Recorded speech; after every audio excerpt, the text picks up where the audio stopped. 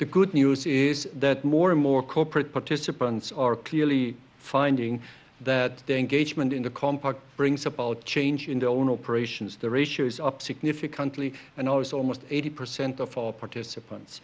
And that is obviously very encouraging. It means that the many issue working groups we are offering on environment, anti-corruption, supply chain, business and peace are making a difference.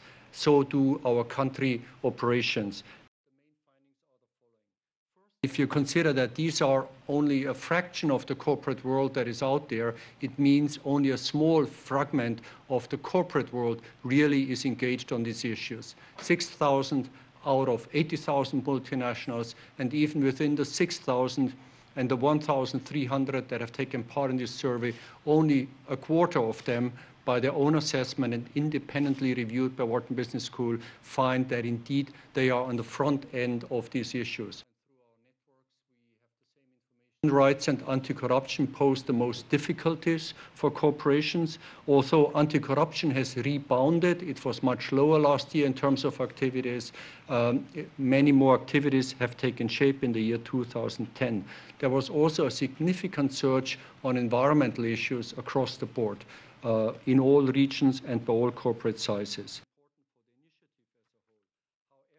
Large corporations clearly have outperformed smaller on all scores, and this is not only on public communications, but it is on actions taken. Another very important finding is by ownership.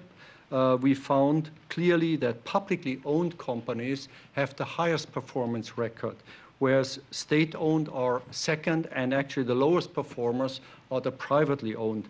And to give one concrete example to show how important this is, when it comes, for example, to anonymous hotline for reporting anti-corruption, 57% of publicly traded companies have such a provision in the organization, 32% of state-owned, and only 18% of privately owned. So ownership does have an impact on sustainability performance.